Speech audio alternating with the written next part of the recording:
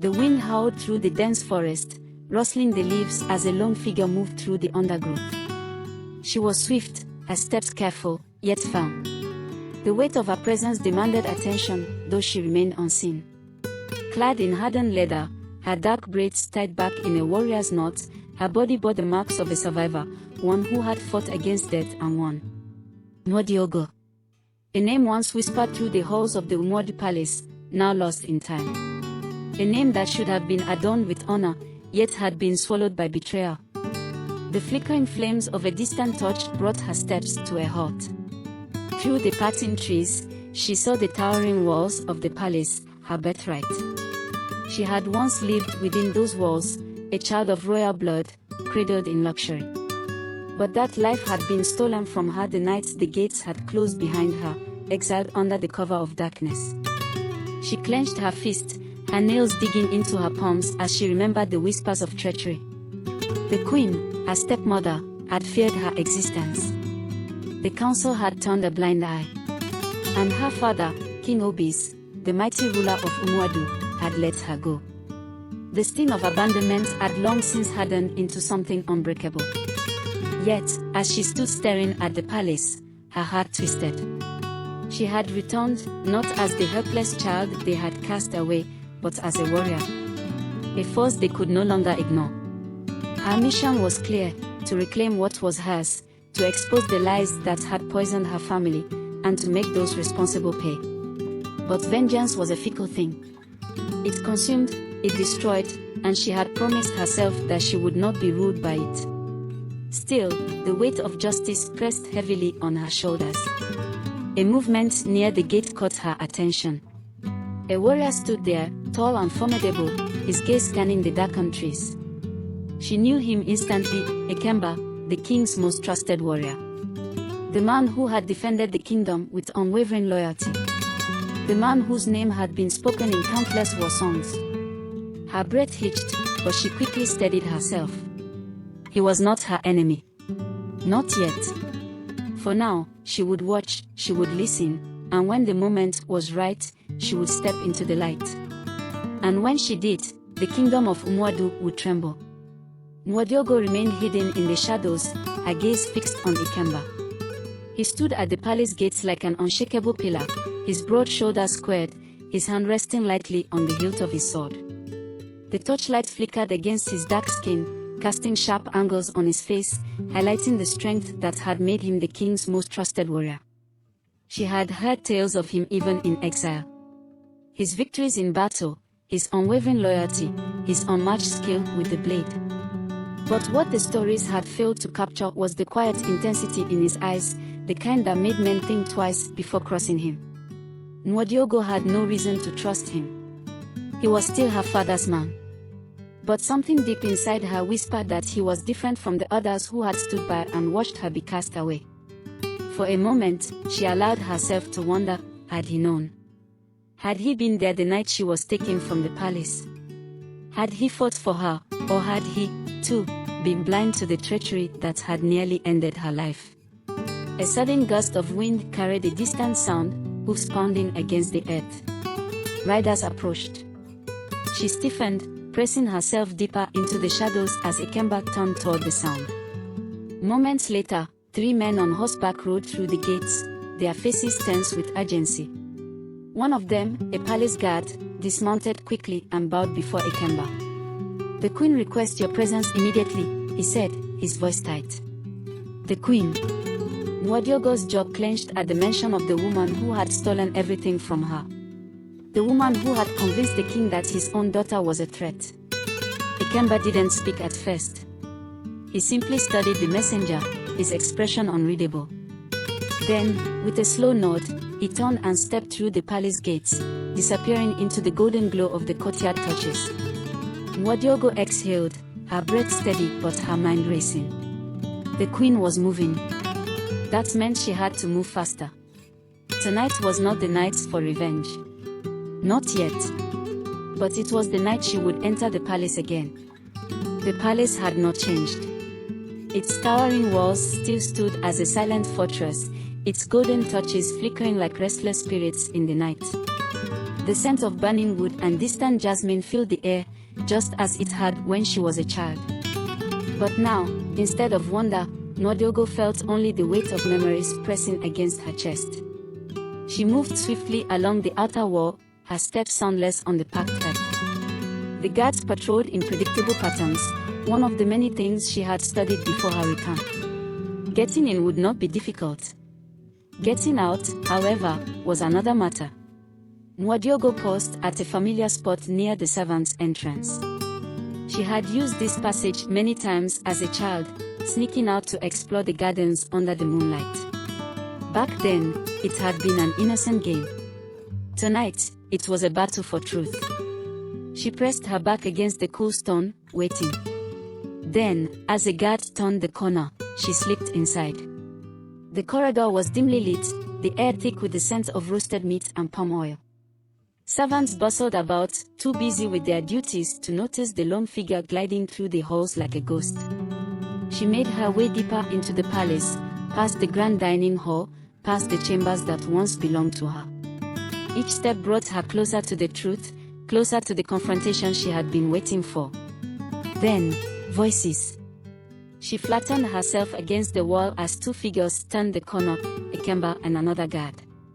"The queen is restless," the guard was saying. "She fears something is coming." Ikemba's voice was calm, but there was a sharpness beneath it. "She should." The words sent a shiver down Nwadiogor's spine. Did he know? Had he sensed her presence, or was this about something else? She watched as they disappeared through a large doorway leading to the throne room. The very place where her fate had been sealed all those years ago. Taking a deep breath, she followed. Tonight, the ghost of the past would no longer haunt her. Tonight, she would face them. Nwadiogor lingered in the shadows just outside the grand throne room, her pulse steady but her mind alert.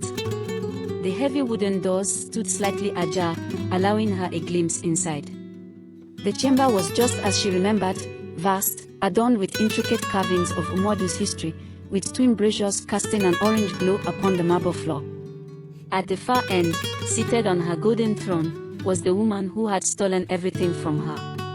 Queen Nena. Her beauty had not faded, but her presence no longer commanded awe in Nwadiogor's eyes. She was dressed in fine silk, layers of coral beads draped around her neck, but beneath the elegance, there was something new, an unease, a weariness that made her grip the armrest of her throne just a little too tightly. Before her stood Ikemba, his broad shoulders squared, his expression unreadable. "You summoned me, my queen," he said, his voice firm but respectful. The queen's fingers traced the rim of her golden goblet. "There are whispers in the wind, Ikemba." She leaned forward, her sharp eyes searching his face. "Something stirs in the shadows, something I thought buried long ago." Nwadiogor's breath slowed. "I want the palace watched more closely," the queen continued. "No one comes or goes without my knowledge. Do you understand?" Ikemba didn't answer immediately. His silence stretched, thick with something unspoken. Then, finally, he nodded. "Yes, my queen." The queen exhaled, but her tension did not fade. "And one more thing," she said. "There is a name I do not wish to hear again. A ghost we must never entertain." Nwadiogor knew what was coming even before the words left the queen's lips. Nwadiogor is dead. A chill crept down her spine, but she remained unmoved. Ikemba, however, shifted slightly. It was barely noticeable, but she caught it, the way his jaw tightened, the flicker of doubt in his eyes. He didn't believe it. The queen waved a hand, dismissing him. "Go." Ikemba bowed and turned, his steps carrying him swiftly toward the doors. Nwadiogor pressed herself against the stone wall as he approached. He was mere inches away when he suddenly stopped. For a heartbeat, she thought he had sensed her, but then he continued walking, disappearing down the hall. She exhaled. Nwadiogor had had enough. The queen feared her return, which meant the time to strike was drawing near. But one question lingered in her mind as she slipped away into the corridors of her past. Was Ikemba an enemy? Or was he the only one who could help her reclaim what was hers? The cool stone of the palace corridors felt oddly comforting beneath Nwodiogo's fingertips as she made her way deeper into the heart of the palace. The walls seemed to echo with her every step, as if they remembered her, too, remembered the laughter of a little girl who once ran these halls, now replaced by the quiet resolve of a woman on the brink of reclaiming her birthright. The question of Ikemba's loyalty gnawed at her. Was he truly loyal to the queen, or did he serve something greater? His hesitation, that subtle shift in his demeanor when Nene had spoken her name, it couldn't have been nothing. A man like him did not falter easily. Nwodiogo's mind raced, thoughts colliding in a storm of uncertainty. She needed to speak to him, to understand where his true allegiance lay. But how could she trust a man who had stood by her father's side all these years, a man who had never questioned the choices that had led to her exile? Her heart quickened as she approached the palace garden, the moonlight casting soft shadows across the well-tended flowers.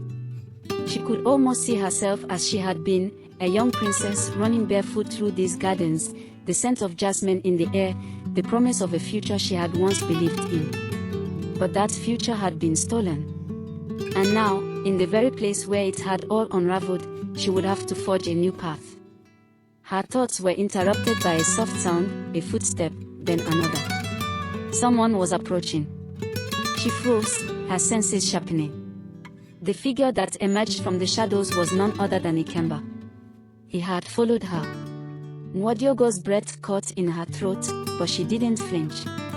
She stood still, watching as he closed the distance between them. His presence was imposing, but there was a quiet strength to him, something unspoken that stirred a strange feeling in her chest. "You've been watching me," she said, her voice low but steady. Ikemba stopped a few paces away, his dark eyes meeting hers with a calm intensity. "I have. But not out of suspicion. I wanted to know who had returned." "And now you know," Nwodiogo replied, her heart pounding in her chest. "Now you know that I am not dead." There was a long pause as Ikemba searched her face, as if weighing something deep inside him. Then, with a measured tone, he spoke. "You are not the girl I once knew." She flinched at the words, though she tried not to show it. "I never wanted to be that girl again," Nwodiogo said, her voice hardening. "The world that took me from this palace is gone, Ikemba. I've rebuilt myself from the ashes of what they made me. And now I'm here to reclaim what was stolen from me, my name, my family, my kingdom."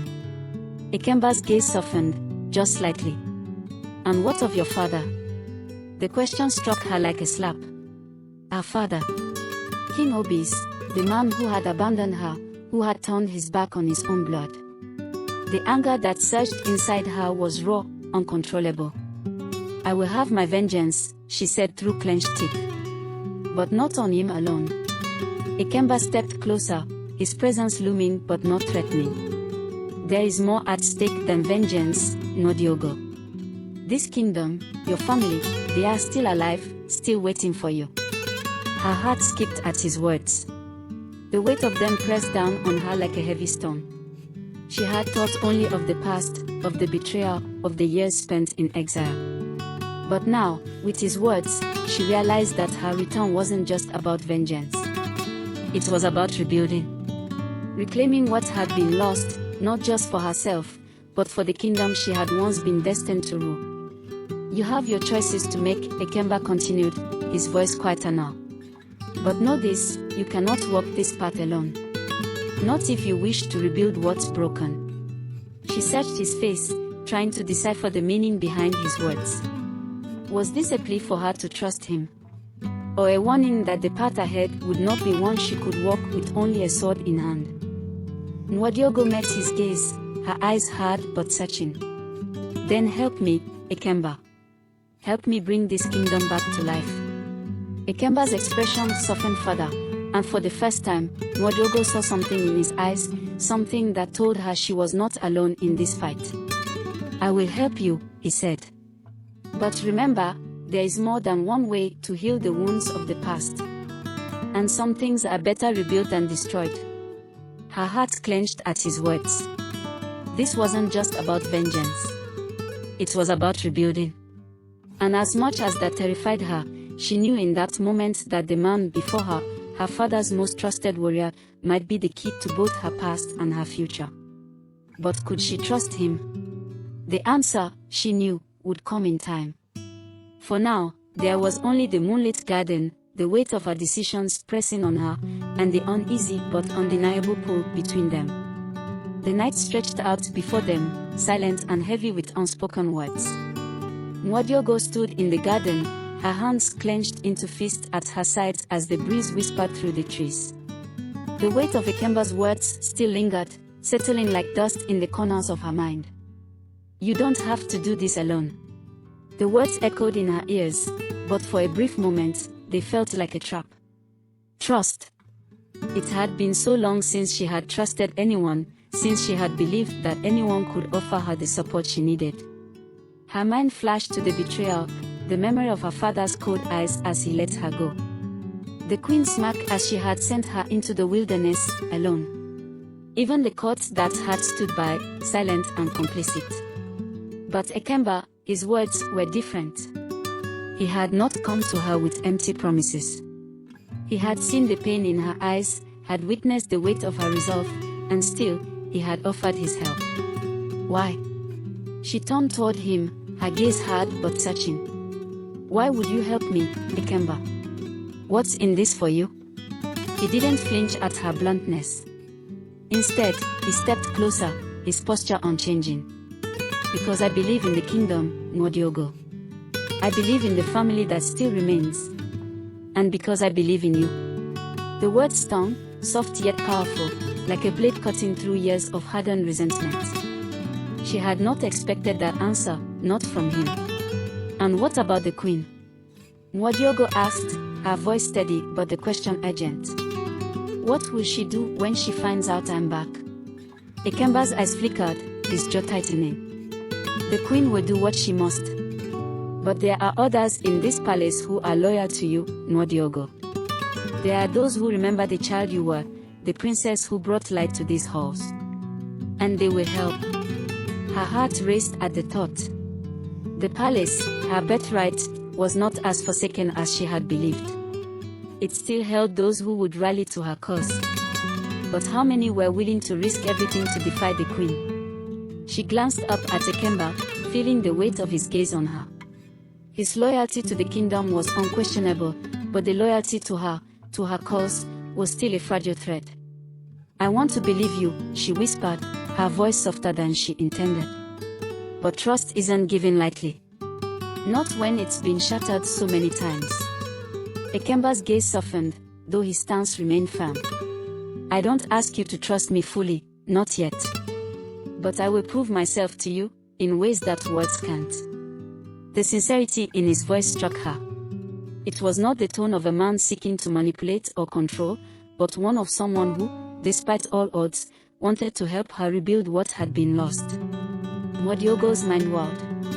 She had come here seeking vengeance, seeking retribution for the years she had spent in the wilderness. But now, with Ikemba standing before her, the goal had shifted. She wasn't just seeking revenge anymore. She was seeking justice, not only for herself but for the kingdom that had once been hers. I will need your help, she said quietly, stepping back from the garden's edge, the moonlight casting a silvery glow over her. But this will not be easy, Ikemba. We cannot defeat the queen with brute force alone. We need to be smart, to outmaneuver her at every turn. I know, Ikemba replied. And I will be with you every step of the way. There was no doubt in his voice. And for the first time since her return, Nwadiogbo felt a flicker of hope. Maybe, just maybe, she didn't have to fight this battle alone. But as the minutes stretched into hours, and the moon climbed higher in the sky, Nwadiogbo knew that a new battle had just begun, not against the queen, not yet, but against her own heart. The threads of fate had been set in motion. And the path ahead was one that would demand more than just courage, it would demand sacrifice.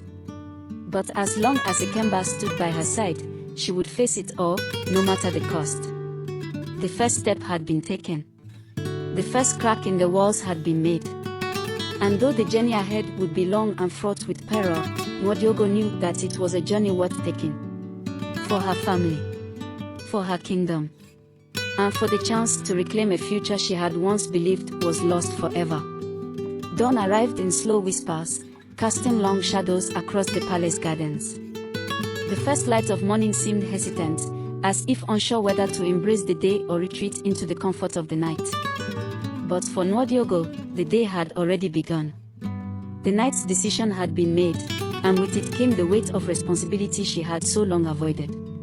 Ikemba had left her in the garden with little more than a solemn nod and a promise to return. He had done his part, offering her lifeline in the midst of her storm, but now, Nwodiogo was alone with her thoughts. The enormity of what she was about to do began to settle on her shoulders like a heavy cloak. She had spent years dreaming of this moment, the return to the palace, the vengeance against her enemies. But now that it was here, now that the pieces were finally falling into place, a new fear began to grow within her. What if she wasn't ready? What if the kingdom she wanted to reclaim was beyond saving? Her thoughts soared as she made her way toward the royal chambers, the corridors eerily quiet.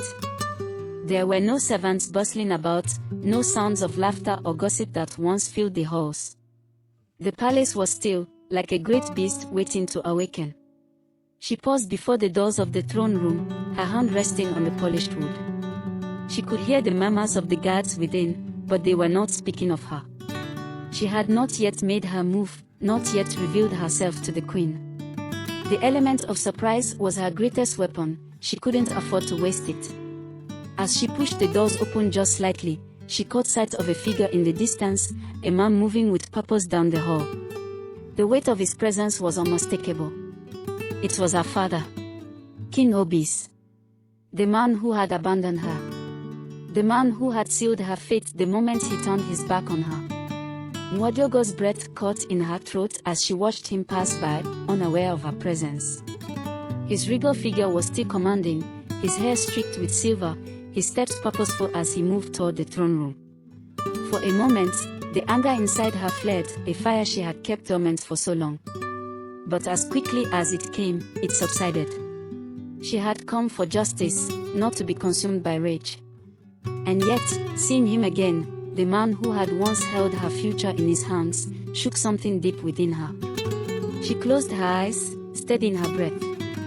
This was not the time for weakness. Not yet. With a final glance toward the hallway where her father had disappeared, Nwodiogo turned and made her way back into the palace. She had work to do. Ikemba returned just as the sun reached its peak, his expression serious as he approached her.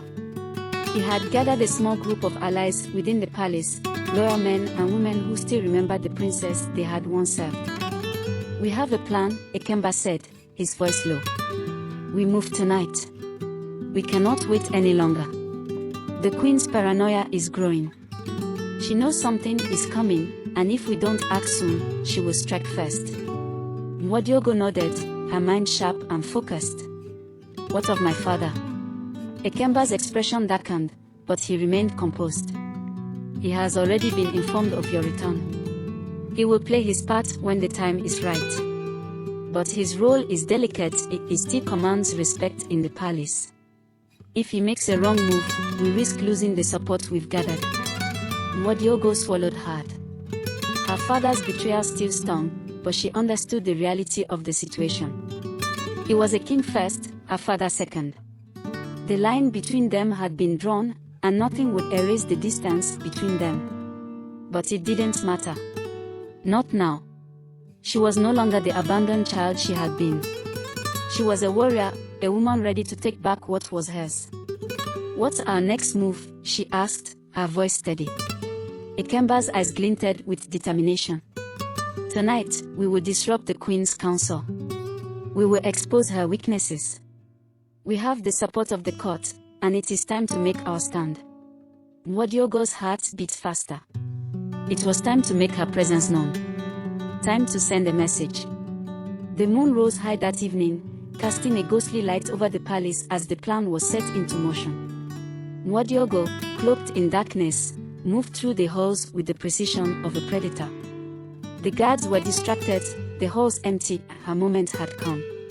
Ikemba led the way, his presence a steady anchor as they made their way toward the throne room. The Queen's council had already begun, her trusted advisors and warriors gathered around her as they discussed matters of the kingdom. But tonight, the power would shift.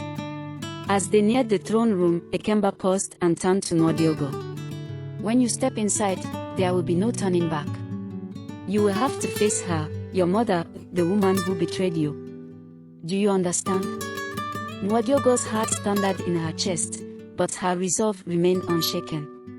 "I understand. And I'm ready." She stepped forward, the weight of her decision pressing down on her, but she no longer feared it. She was a warrior. And tonight, she would claim her birthright. With a final nod, Ekemba opened the doors. The throne room, bathed in golden light, stood before her like a beast awaiting its fate. And at the far end, seated upon the throne, was the queen. Nwadiogor stepped inside, her presence undeniable. The court fell silent. The storm within her had finally found its release. The doors to the throne room creaked as they swung open, and in that moment, the air shifted. The once familiar smell of incense, rich tapestries, and polished stone became thick with the weight of anticipation.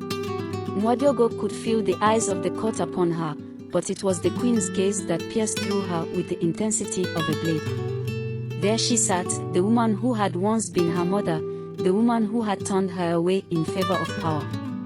Queen Adama, regal and composed, her dark eyes cold but calculating, was the very embodiment of the palace she ruled. The years had not softened her, they had sharpened her resolve, twisted her into a ruler who valued control above all else. Nwadiogor's heart thundered in her chest, but she refused to let the sight of her mother unnerve her. This was her moment.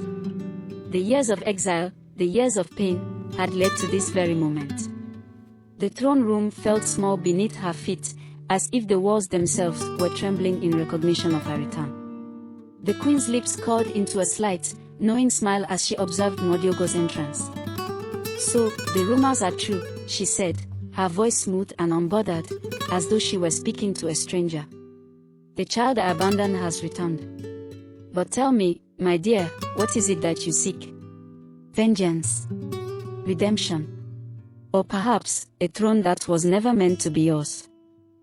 Nwadiogor's breath caught for only a moment before she stood taller, the weight of the years behind her becoming fuel for her words. "I seek neither vengeance nor redemption. I seek what was stolen from me, my birthright, my family, my kingdom. And if you are wise, you will step aside and allow me to reclaim what is rightfully mine." The queen's smile faltered, just for a moment, before her eyes narrowed. "How dare you speak of my throne as though you have a claim to it? You are nothing but a shadow of what you once were, Nwadiogor. A child who was weak and naive, left to rot in the wilderness because you were not strong enough to endure the truth." Nwadiogor's pulse quickened, but she kept her composure. "The truth, mother, is that you betrayed me. And now, you will pay the price for that betrayal." A tense silence hung in the room as the queen's eyes flashed with anger, her gaze flickering to the loyal courtiers who had gathered at her side. But there was no turning back now. "You speak of betrayal, yet you are the one who abandoned your own blood. The palace, this kingdom, was my birthright, and you stole it from me. You cast me aside as if I were nothing, and now, after all these years, you dare to question my resolve." Nwadiogor's voice had grown louder, more forceful, her words cutting through the heavy air. "I've learned much in the years I've been away. And now, I am stronger than ever. The people of this kingdom remember the princess I once was. And they will rally to my side when the time comes." The queen stood slowly from her throne, her posture commanding and her eyes never leaving Nwadiogor's face. "You may think you have power, Nwadiogor, but you are mistaken. The people may remember the girl you were, but they know the ruler I am. You will not undo the work I have done. I am not here to undo your work, mother. I am here to rebuild what you have broken." A tense silence followed, thick with the weight of Nwadiogor's words. The courtiers seemed unsure of what to do, caught between loyalty to the queen and the undeniable presence of the woman who had once been a princess. Ekemba stood at the doorway, his eyes scanning the room, ever vigilant. The queen let out a soft laugh, though it lacked the amusement it once would have carried. You are a fool if you think you can win this fight, Nwodiogo. Your presence here is a threat to the very fabric of this kingdom. If you do not leave now, I will have no choice but to deal with you as I see fit. Nwodiogo's heart pounded in her chest, but she met her mother's cold gaze with a fire of her own. You cannot scare me, mother. I have nothing left to lose. And you are the one who will fall. Her words hung in the air like a challenge, a gauntlet thrown at the queen's feet.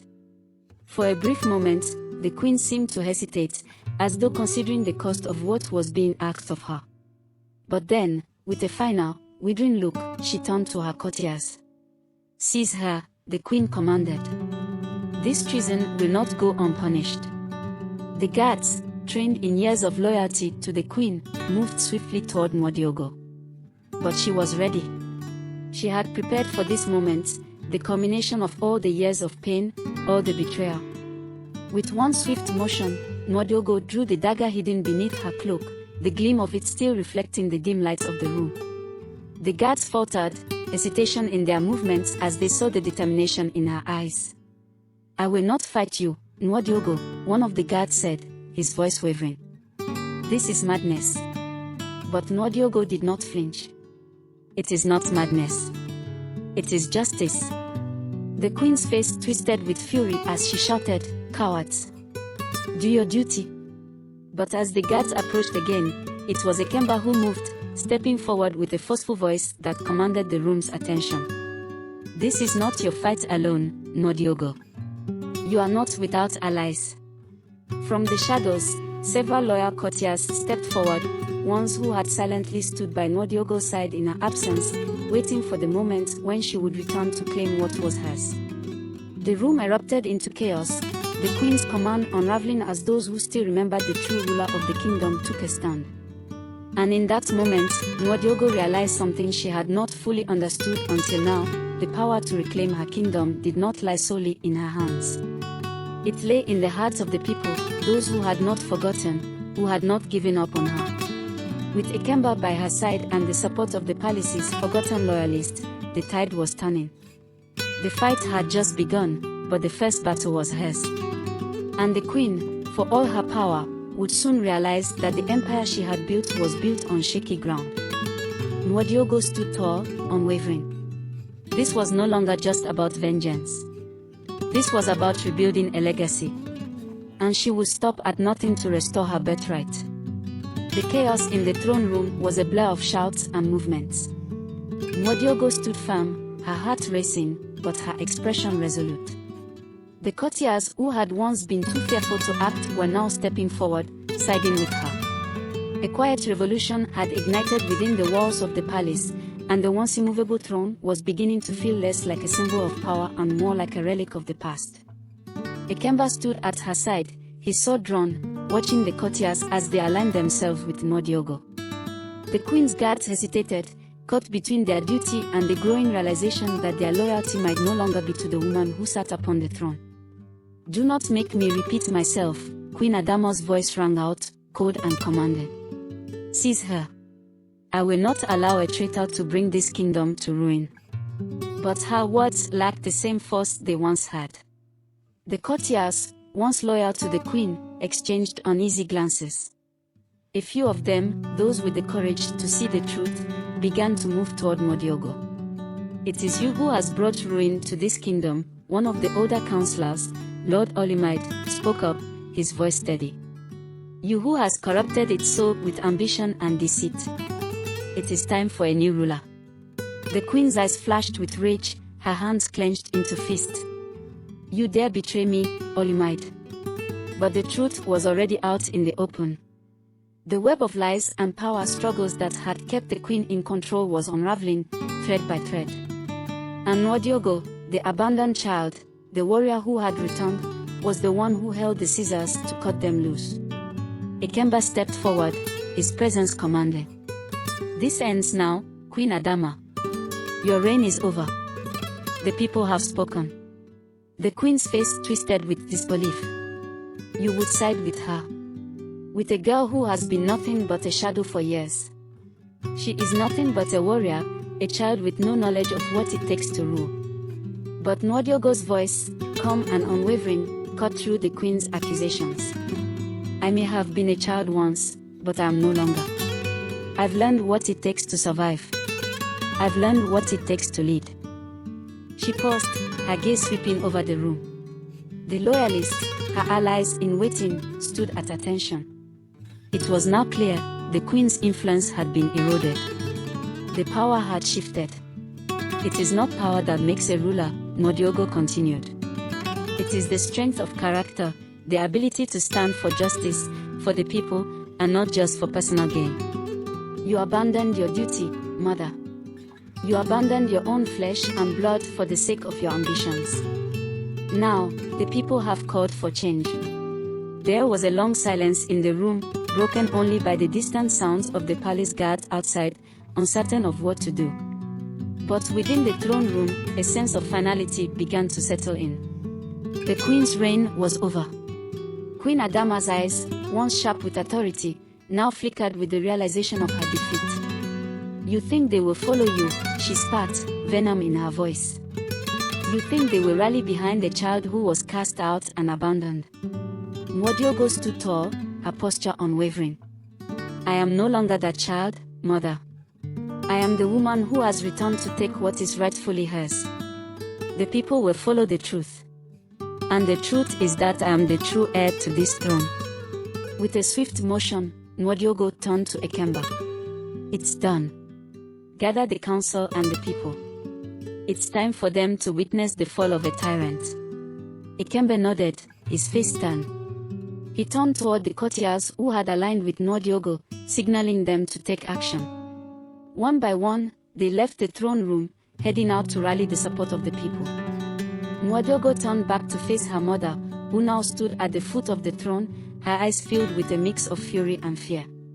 This is not the end you envisioned, mother. The kingdom will remember you not as the ruler you once were, but as the woman who destroyed her own legacy. The queen opened her mouth to speak, but no words came out. Instead, she turned, her regal composure slipping for the first time. She retreated, not as a queen, but as a defeated woman, her authority stripped away. The next few hours were a whirlwind. Nwodiogo and Ekemba walked swiftly to gather the loyalists, those who had waited for this moment for years. The courtiers who had remained silent under the queen's rule were now the voices of reason, the ones who would help Nwodiogo navigate the delicate task of rebuilding what had been broken. As the palace grounds came alive with movement, Nwodiogo stood on the balcony overlooking the courtyard. The sun was setting, casting a warm orange glow over the kingdom she had been exiled from, but now she was returning to it, not as an outcast, but as its rightful heir. The people were gathering in the streets, murmuring amongst themselves, unsure of what was happening, but Nwodiogo knew that the true battle was yet to come. The queen's supporters would not simply fade into the background. There would be resistance. And Nwodiogo knew that she could not afford to underestimate her mother's will to fight. Ekemba joined her on the balcony, his eyes scanning the crowd below. The kingdom will not fall without a fight, he said, his voice low. Nwodiogo nodded, her gaze never leaving the crowd. Let them come. I am ready. That night, a messenger arrived from the queen, bearing an ultimatum: step down and leave the palace, or face a war that would divide the kingdom. Nwodiogo read the letter in silence, the weight of the words sinking deep into her chest. This was it, the moment she had known would come. Her mother would not relinquish her power so easily. The battle for the throne was about to escalate into open conflict. She looked up from the letter, her resolve hardening. Prepare for war, Ekemba. We will fight for this kingdom, not just for the throne, but for the people who have suffered under her rule. Ekemba nodded, his eyes burning with the same intensity. We will not fail, princess. And as the night descended upon the palace, Nwodiogo knew that this was just the beginning of her fight. The road ahead would be long and fraught with danger, but she would no longer back down. She was not a child anymore. She was a warrior. And the throne was hers to reclaim. The days that followed were tense, filled with strategy and preparation. Nwodiogo's palace chambers, once a place of comfort and solace, had transformed into a war room. Maps of the kingdom were spread across the large wooden table, dotted with markings and pins, each representing key locations, loyalist factions, and enemy strongholds. The atmosphere was thick with the murmurs of the counselors who had pledged their support to Nwodiogo and the warriors she had called upon to form her army. Ikemba was at her side, always vigilant, always calculating. His presence was a constant reminder that Nwodiogo was not alone in this battle. Together, they had begun to unite the various factions that had been divided for so long under Queen Adama's reign. Old alliances were reforged, new ones formed, and whispers of rebellion filled the air. Outside the palace walls, the kingdom stirred. The people were restless, but they were watching closely. Rumors spread like wildfire, and the streets buzzed with speculation. Would the abandoned princess truly return to take her place as ruler? Would the queen's iron grip on the throne finally break? But there were whispers of another kind, too. There were those who feared Nwodiogo's return, believing the stability they had known under the queen was worth the price of her tyranny. These were the queen's loyalists, her soldiers, her advisors, and even some of the royal family. They would not go down without a fight. One evening, as Nwodiogo sat in her chambers preparing for the coming conflict, a knock at the door pulled her from her thoughts. "Enter," she called, not looking up from the map she was studying. The door opened, and a messenger stepped in, bowing low. "Princess, there is word from the northern province. The queen's army has begun to mobilize. They march at dawn." Nwodiogo's pulse quickened, but her expression remained calm. She had expected this. The queen would not take her challenge lying down. "Gather the commanders. I want a council meeting in 1 hour," she said, her voice steady. "And prepare the army. We march at first light." The messenger nodded and quickly exited. Ikemba, who had been standing near the window, turned to face her. "The battle is upon us, Nwodiogo. Are you ready?" Nwodiogo met his gaze, her heart steady. "I was born ready. But we need to be strategic. The queen's army may be larger, but we have the advantage of surprise." Ikemba's eyes darkened. "The queen will not underestimate you. She knows you are not the child she abandoned. She will fight with everything she has." Nwodiogo nodded, her mind racing with the plans they had laid out. She knew the queen's strength, but she also knew the queen's greatest weakness, her arrogance. Queen Adama had ruled through fear, not through loyalty. And in a battle fueled by loyalty, Nwodiogo would have the upper hand. "We have the loyalty of the people, Ikemba," Nwodiogo said, her voice firm. "The queen is alone. Her soldiers are just men who were once loyal to a woman they thought was a queen. They will break. We only need to show them the truth." As dawn broke over the kingdom, the two armies met at the edge of the northern plains, a vast stretch of land that separated the heart of the kingdom from the more remote regions. The land was quiet, save for the sound of horses' hoofs and the distant rustle of the wind through the grass. Nwodiogo stood at the front of her army, clad in armor, her sword at her side. Her eyes scanned the horizon, where the dust of the advancing queen's army rose like a storm. Her heart beat steadily in her chest. Today, she would either reclaim her throne or die trying. "Ready yourselves," Nwodiogo called out to her warriors. "Today, we fight for what is rightfully ours. For the kingdom. For the people. For the future." Ikemba, his face set in determination, approached her side. "We'll stand with you, princess. We always have." A sense of unity swept through her army, each warrior ready to fight, to stand by their leader's side. They had seen the strength in Nwodiogo, the resolve that burned within her. They had seen her rise from the ashes of betrayal, and now they would fight to see her claim what was hers by birthright. The battle began with the clash of steel and the thunder of hoofs. Nwodiogo led her forces fearlessly into the fray, her sword cutting through the air with precision. The battle was chaotic, but she moved with purpose, rallying her soldiers and striking down those who stood in her way. Ikemba fought beside her, his sword flashing with deadly grace as he cleaved through the ranks of the queen's soldiers. Together, they made a formidable team: Nwodiogo, the warrior princess, and Ikemba, the most trusted of her mother's warriors.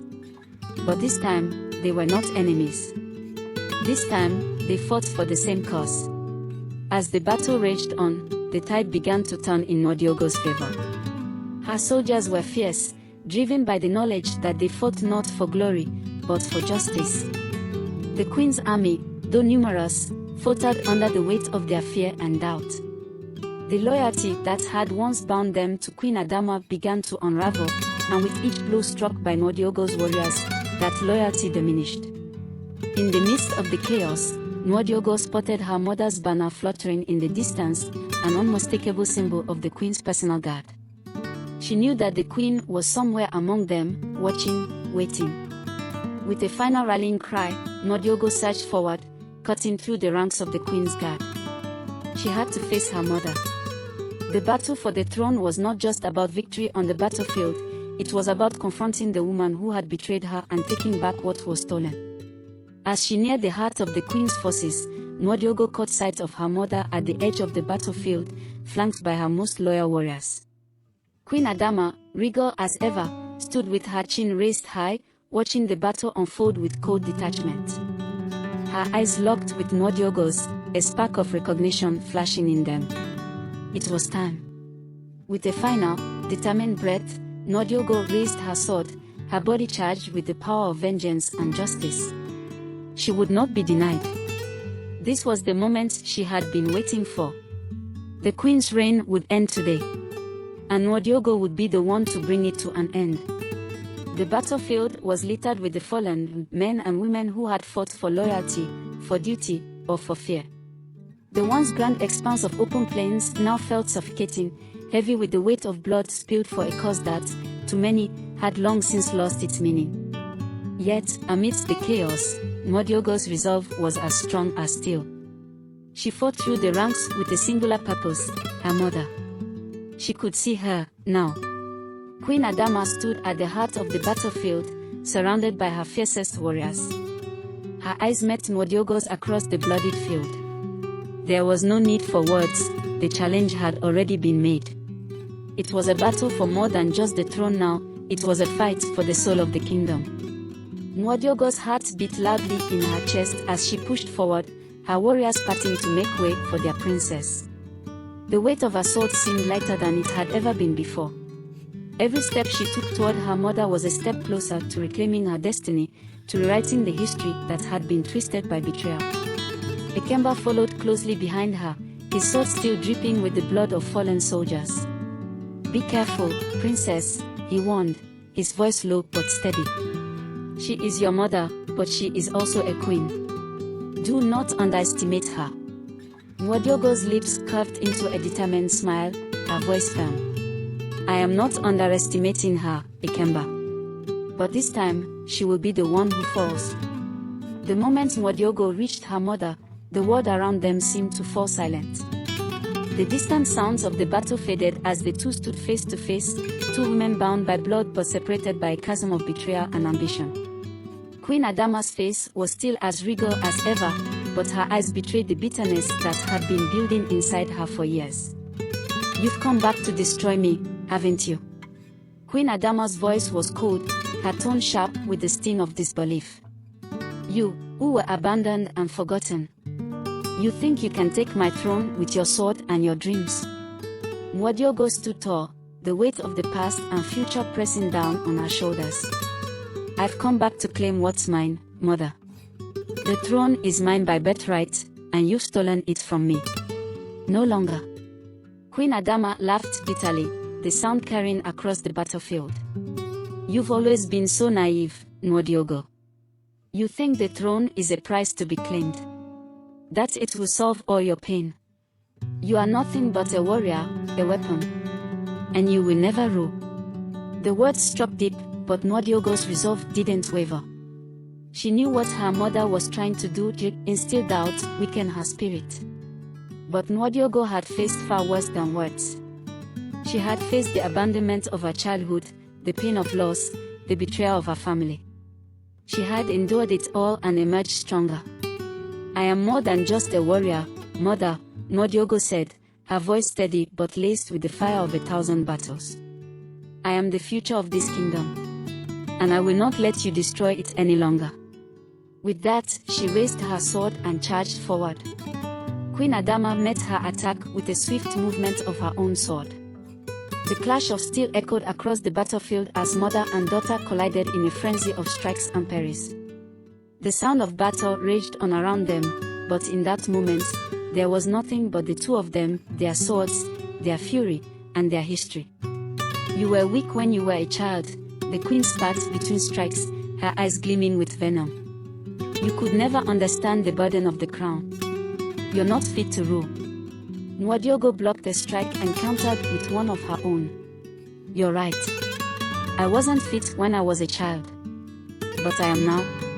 Their blades locked in a struggle of wills, both women pushing against each other with all their strength. The weight of their shed blood seemed to hum in the air, the bond of mother and daughter, both fragile and unbreakable. Nwodiogo's breath came in sharp bursts as she disengaged for a moment, her eyes fixed on her mother. You abandoned me, mother. You chose power over family, ambition over love. But I will not make the same mistake. I will rebuild this kingdom. I will rebuild what you destroyed. The queen's face contorted with rage. I did what I had to do. You were weak. I made you strong by leaving you. And now you come to me with talk of rebuilding, of healing. There is no healing for betrayal, Nwodiogo. Not for you. Not for me. With a roar, Nwodiogo surged forward again, her blade aglare in the sunlight. She was no longer the child who had been abandoned. She was a warrior, and now she was fighting not just for the throne, but for the soul of the kingdom that had been torn apart by her mother's cruelty. The two women fought with a ferocity that seemed to shake the very earth beneath their feet. Every strike was an echo of the years of pain they had both endured, the weight of their past colliding with the present. But in the end, Nwodiogo knew that only one of them could emerge victorious. With a final, swift strike, Nwodiogo's sword found its mark, knocking Queen Adama's blade from her hand.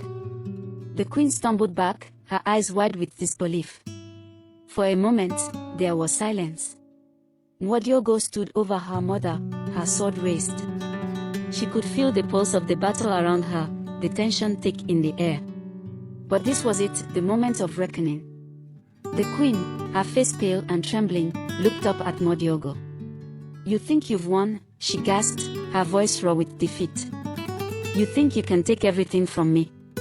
No, Nwodiogo said, her voice steady. I haven't taken anything from you. You've lost it all on your own. The queen's eyes flickered with something. Was it regret? Nwodiogo couldn't tell.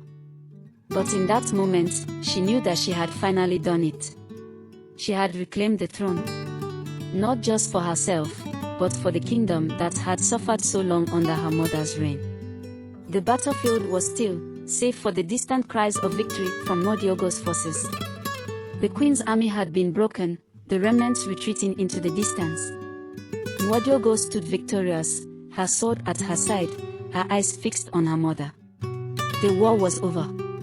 The throne was hers.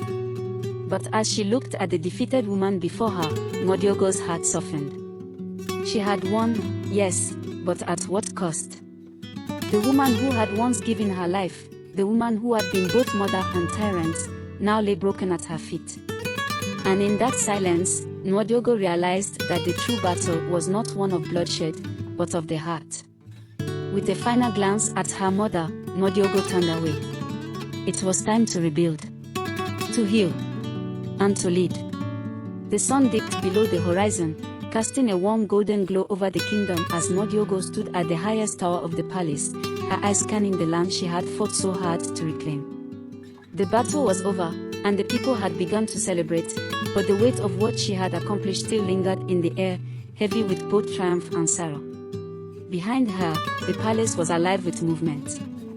The wounded were being tended to, soldiers and advisors alike gathered to discuss the future of the kingdom, while the air outside hummed with the sound of drums and cheers. It was a celebration of freedom, of a new dawn. But for Nwodiogo, there was no joy in the victory. Not yet. She had reclaimed the throne, but at what cost? The throne was hers, yet her heart was still bound by the complexity of what had transpired. Her mother, defeated, abandoned in her final moments, was no longer a threat to the kingdom. But she was still a mother, still the woman who had once given her life, no matter how cruel she had become. The echoes of that final confrontation would forever reverberate in her mind. Ikemba approached quietly, his footsteps soft but steady. He had been at her side throughout the battle, guiding her when necessary and fighting fiercely beside her. Now, as the weight of the day's events settled in, he stood beside her, a silent presence that comforted without words. "Your Highness," he began, his voice low, "the people are calling for you. They are waiting for you to address them."